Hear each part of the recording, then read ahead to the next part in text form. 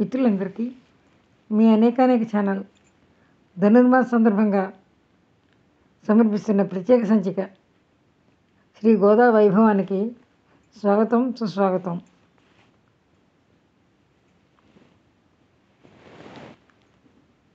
పూర్వం పాండ్యదేశాన్ని వల్లభదేవుడనే రాజు పరిపాలిస్తున్నాడు. వారి రాజధాని మధుర. మధురకు సమీపంలోనే శ్రీవిల్లిపుత్తూర్ అనే గ్రామం ఉంది.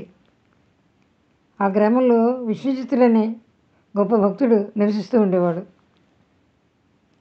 అతను పెద్దగా చదువుకోలేదు, శాస్త్రజ్ఞానం లేదు, పాండిత్యం కూడా లేదు. అతనికి ఉన్న ధనం వల్ల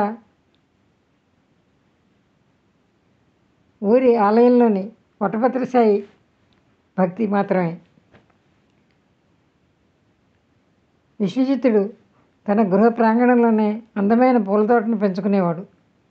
రకరకాల పరిమళభరిత పుష్పాలను స్వయంగా తన చేతితో మాలలుగా కూర్చి స్వామికి భక్తి శ్రద్ధలతో సమర్పించుకుని కైంకర్యం చేసుకునేవాడు.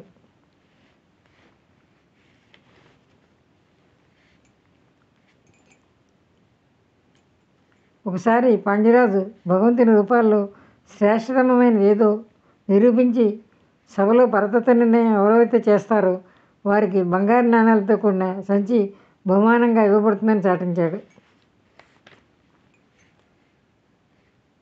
ఆ రోజు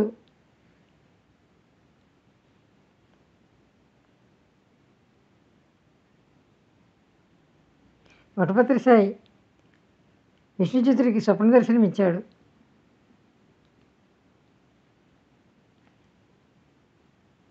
విష్ణుచిత్తుడు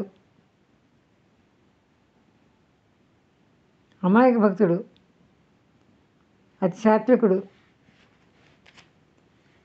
స్వామి కళ్ళలో కనిపించి, విష్ణుచిత్త, నీవే ఆ కార్యాన్ని సాధించాలి, శ్రీమన్నారాయణుడే పరమదైవమని నిరూపించాలి అని ఆదేశించాడు. స్వామి ఇలా గృహ సమార్జనము, జలాహరణము, శృంగార పల్యంకిక వాహనము, ఇలా నా చేతులతో విష్ణు కైంకర్యం చేయగలను, కానీ శాస్త్రాలు వాటి అర్థాలు నేనేమి చెప్పగలను, నాకేం తెలుసు అని విష్ణుచిత్తుడు బాధపడ్డాడు. దానికి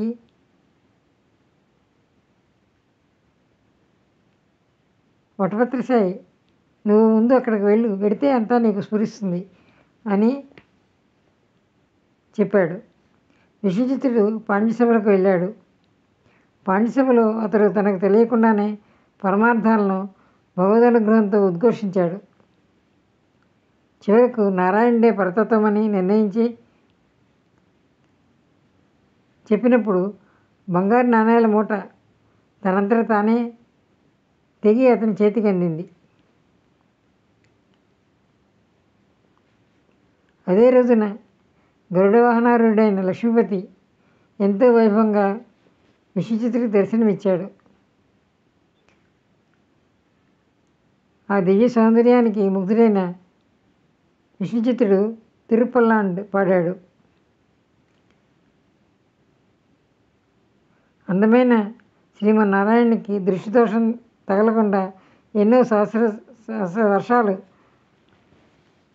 అలాగే వర్ధిల్లాలని దీవించాడు.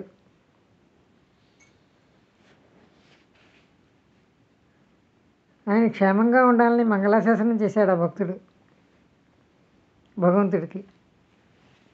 అందుకే స్వామి అతన్ని పెరియాళ్వార్ అంటే పెద్ద ఆళ్వార్ అని సంబోధించాడు.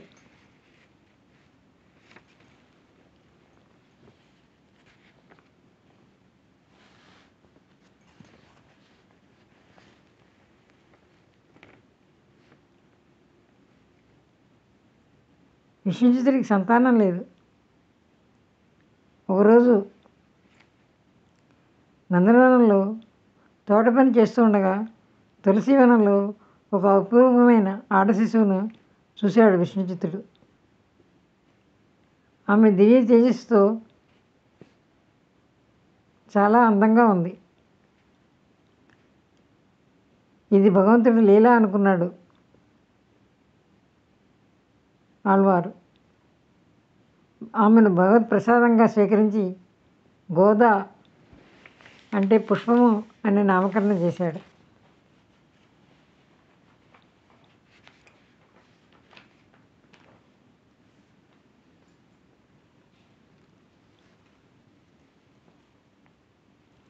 తులసిమాలని తమిళంలో కోదై అంటారు.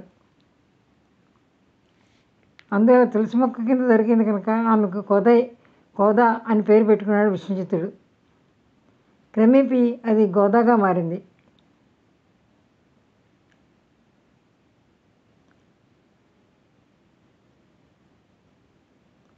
శ్రీకృష్ణుడు యశోదమ్మకు లభించినట్లే విష్ణుచిత్తుడు తనకు గోదా లభించిందని భావించి ఆమెను ప్రేమగా పెంచుకున్నాడు, కృష్ణాంశగా భావించాడు. భగవంతుని కథలు, ఆయన లీలలు గోదాదేవికి చెబుతూ పెంచాడు ఆమె తండ్రి విష్ణుచిత్తుడు. అలా ఆమె కృష్ణభక్తితో పెరిగింది. ఆమె కృష్ణుడిగా భావించి విష్ణుచిత్తుల వారు ఎన్నో పాటలు పాడుతూ ఉండేవారు.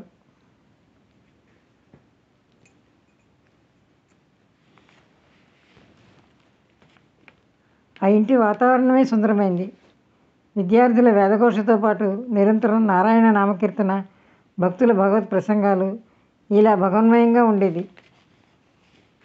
విష్ణుచిత్తుల వారి గృహం. గోదా బాల్యం నుండే తన తండ్రి యొక్క భక్తిని పుణికిపుచ్చుకుంది. ఆయన చెప్తున్న విష్ణు కథలు వింటూ పరవశించిపోయేది. తండ్రితో పాటు తాను కూడా మాలా కైంకర్యం చేసి వటపత్రసాయిని మెప్పించేది. ఆమెకు యుక్త వయసు వచ్చేసరికి భగవంతుని కళ్యాణమూర్తి ఆమె మనసులో సుప్రతిష్టమైంది.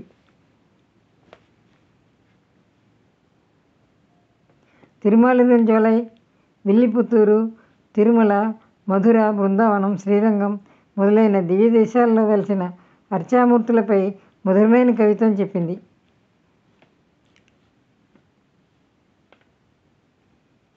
భగవంతుడు తన పతి అన్న భావంతో ఉండేది గోదాదేవి.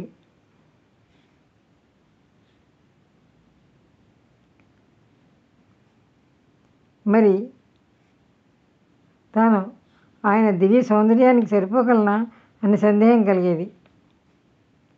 తండ్రి మాలలు కూర్చుని ఉంచితే తాను వాటిని ధరించి అద్దంలో తన సౌందర్యాన్ని చూసుకుని భగవంతుడికి తగిన సౌందర్యంలో తానేమీ తీసిపోలేదని నిర్ణయించుకునేది.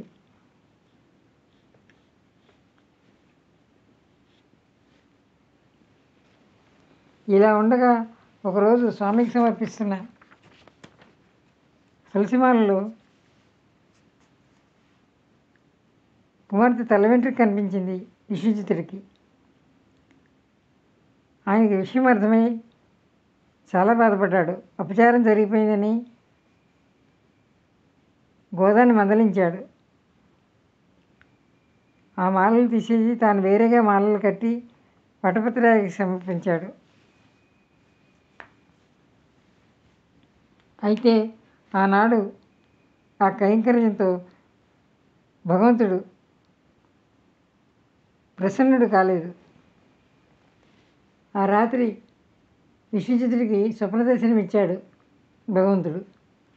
గోదాదేవి ధరించిన మాలలే తనకిష్టమని, రోజు ఆమె ధరించాకే తనకి ఇవ్వాలని కోరాడు అతన్ని.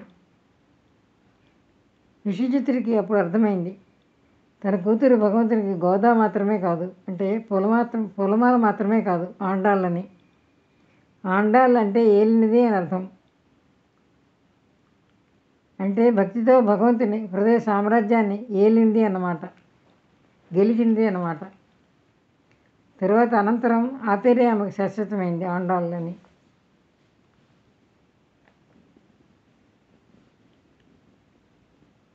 యవన ప్రాంగణంలోకి అడుగుపెట్టిన గోదాదేవి భగవంతుని తప్ప మరొక లౌకిక మానవుణ్ణి వివాహమాడని ప్రతిజ్ఞ చేసింది.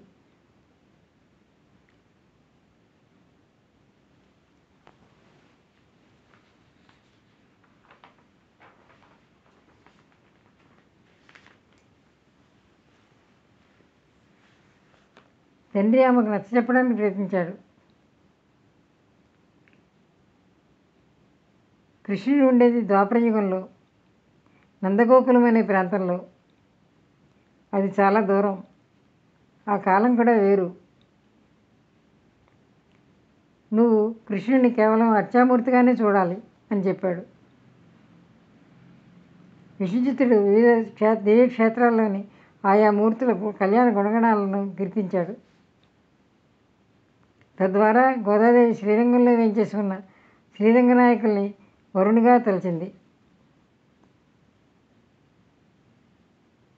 ఒకప్పుడు విభవంలో మన వద్దకు శ్రీకృష్ణుడిగా వచ్చి ఇప్పుడు అర్చామూర్తిగా ఉన్నాడని తెలుసుకుని అలాంటి అనుభూతిని పొందింది గోదాదేవి.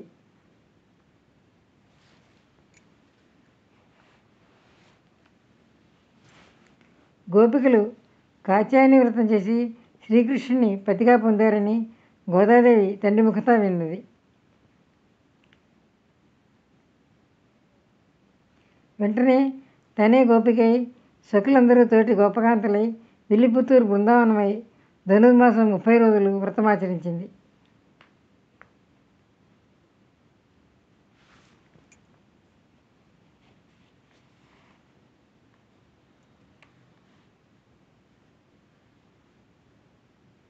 తన చుట్టూ ఉన్న ఊరినే నందగోకులం అనుకుంది. ఆ ఊరి ఆలయంలోని వటపత్రసాయి మందిరాన్నే నందగోప భవనంగా భావించింది. ఆనాడు గోపికలు చేసిన వ్రతాన్ని దాన్ని చేసింది. అలా భావిస్తూ ఆమెకు రోజుకొక పాట చొప్పున 30 పాసురాలు ఉన్న తిరుప్పావైని రచించింది.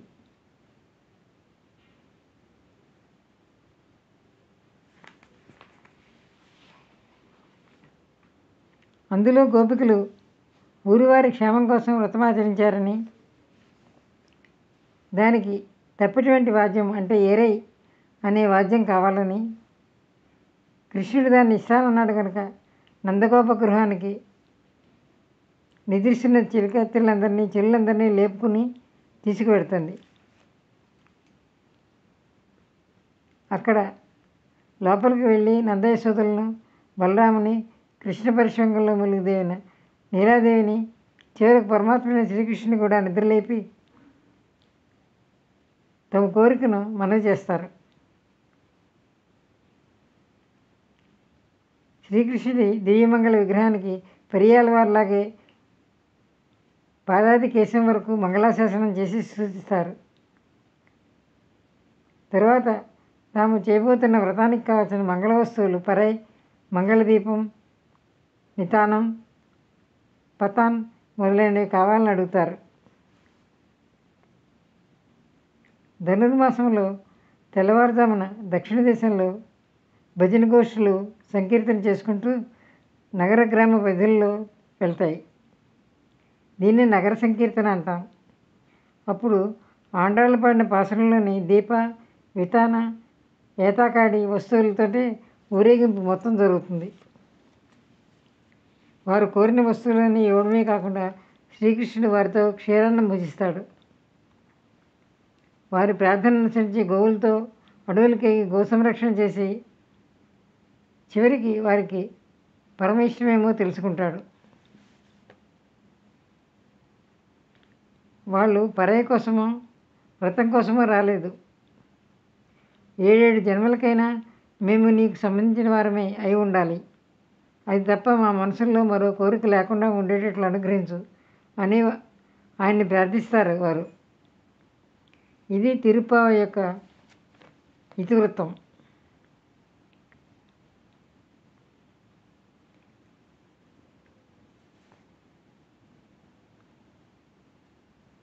కాత్యాయని వ్రతం చేసిన తర్వాత గోదాదేవికి ఒక రాత్రి అతి సుందరమైన స్వప్నం వస్తుంది.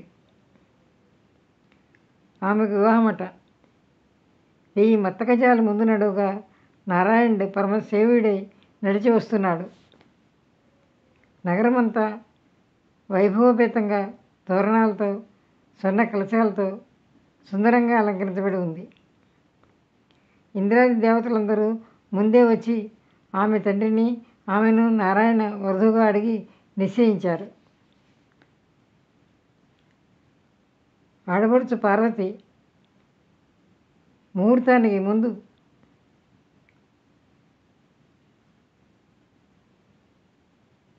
పెళ్లి కుమార్తెను నూతన వస్త్రాలతో అలంకరించి వస్త్రాభరణాలతో అలంకరించి కళ్యాణమాలను ధరింపజేసింది.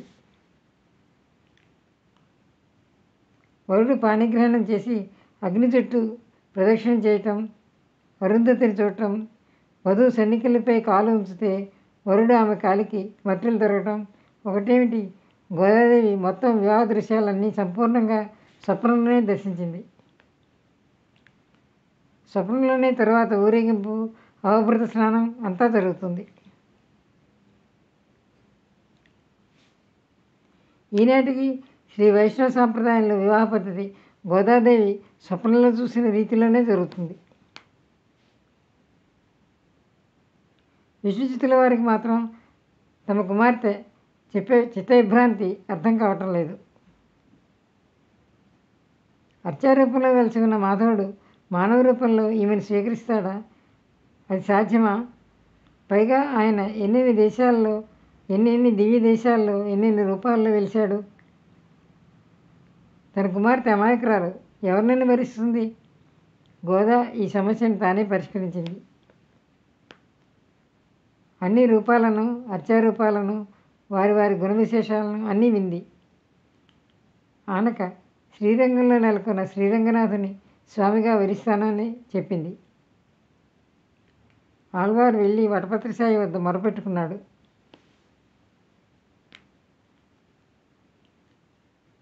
ఆయనకు ఆ రోజే శ్రీరంగనాథుడు కలలో కనిపించి గోదాదేవి తన కోసం నిర్దేశించబడినదని, ఆమెను వధువుగా అలంకరించి బంగారు పల్లకీలో శ్రీరంగ మందిరానికి తీసుకురమ్మని ఆదేశించాడు.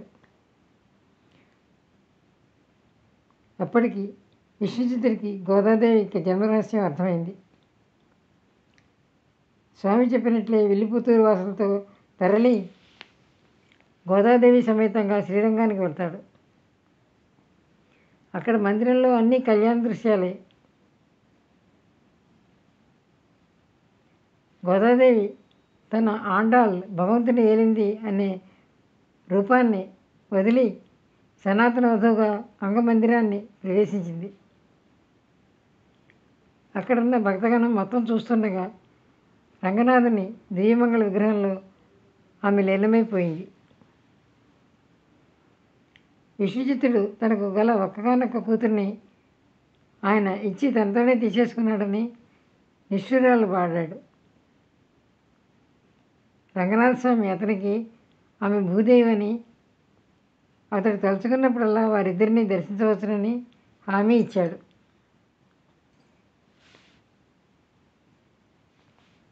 వైష్ణవ సాంప్రదాయంలో విష్ణుచిత్తుడు గరుత్మంతుడిని అవతారమని, మహావిష్ణువుకు మామగారు కావాలన్న కోరిక ఒకసారి గరుత్మంతుడికి ఉండడం వల్ల స్వామి దాన్ని ఈ విధంగా ఇప్పుడు నెరవేర్చారని చెప్పబడింది.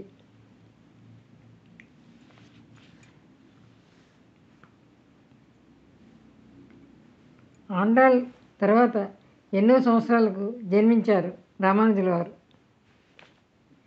రామానుజుల వారిని ఆండాళ్లకు అగ్రజులు ఉంటారు. దీనికి ఒక కథ ఉంది, చిన్న కథ. గోదాదేవి అంటే ఆండాళ్ తనకు స్వామి భర్త అయితే తిరుమలగిరిజంలో వెలసిన సుందరరాజమూర్తికి 100 గంగాళాల చక్కెర పొంగలి, 100 గంగాళాల వెన్న సమర్పిస్తానని మొక్కుకుంది. అయితే ఆమె దాన్ని పూర్తి చేసే వ్యవధి లేకపోయింది. ఆమె పాసురంలో దాన్ని చదివిన రామానుజులు ఆ కోవెలకు వెళ్ళి ఆమె మొక్కుబడిని చెల్లించాడు. అందువల్ల స్వామి ఆయన్ను గోదాగ్రజుడని కీర్తించాడు.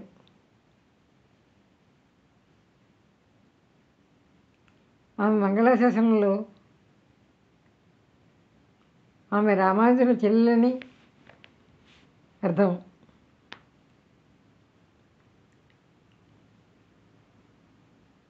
ఆండాళ్ 173 పాసురాలు రచించింది. వీటిని నాచియార్ తిరుమలి అంటారు. అవన్నీ ఎంతో అర్థగర్భమై ఆమెను వైష్ణవ భక్తుల్లో అగ్రస్థానంలో నిలిపి ఉంచాయి.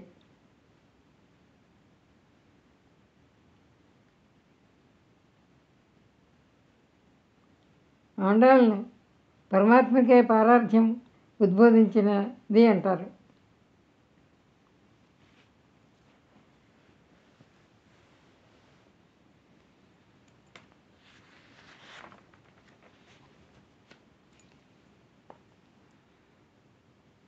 గోదాదేవి వైష్ణవలోకానికి తలమానికమైన భక్తురాలని కొందరు అభిప్రాయపడతారు. ఆమె సాక్షాత్తు భూదేవని, సుగుణోపాసనలో మధుర భక్తిని బోధించడానికి ఆమె అవతరించిందని కొందరు అభిప్రాయం. ప్రసిద్ధమైన 12 మంది వైష్ణవ భక్తుల ఆల్వారుల్లో గోదాదేవి మాత్రమే స్త్రీ. అయితే ప్రేమభక్తిలో గోపికలు పొందిన పరాకాష్ఠ ఆవిడ జీవితంలో ప్రత్యక్షంగా కనిపిస్తుంది. అందువల్లే కృష్ణదేవరాయ అంతటి మహారాజు కూడా ఆముక్తమాల్యద అన్న కావ్యం రాసి ఆమె చరణ కమలాలకు అంకితం ఇచ్చాడు. ఆముక్తమాల్యద అంటే తాను విడిచిన మాలను భగవంతుడికి అర్పించినది అని అర్థం. శ్రీ విష్ణుచిత్త కులనందన కల్పవల్లిం శ్రీ రంగరాజ హరిచందన యోగదృశ్యాం సాక్షాత్ క్షమాం కరుణయా కమలామివాన్యాం గోదామన్య శరణమహం ప్రపద్యే అని వేదాంత దేశికులు గోదాని స్తుతిస్తారు. శ్రీ విష్ణుచిత్తుల కులమనే నందనవనంలో కల్పలతగా అవతరించిన గోదా, శ్రీ రంగనాథుడనే హరిచందన వృక్షాన్ని ఆశ్రయించిన ఓ గోదా, నీవు సాక్షాత్తు క్షమవు అంటే భూదేవి, కరుణ అనే గుణం చేత మరొక లక్ష్మీదేవి వంటి దానవు. అటువంటి నిన్ను అన్యశరణుడై నేను శరణు చూస్తున్నాను అని దీని భావం. మిత్రులారా, ఇదండి ఈనాటి ధనుర్మాస ప్రత్యేక సంచిక. మీ అనేక ఛానల్ మీకు అందరికీ సమర్పించింది. శ్రీ గోదా వైభవం విన్నారు కదా. ఇది మీకు నచ్చిందని భావిస్తున్నాను. అనేక ఛానల్ మీరు ఇంతవరకు సబ్స్క్రైబ్ చేసుకోకపోతే వెంటనే సబ్స్క్రైబ్ చేసుకోండి. ఛానల్ని ప్రోత్సహించండి. నమస్తే, సెలవు.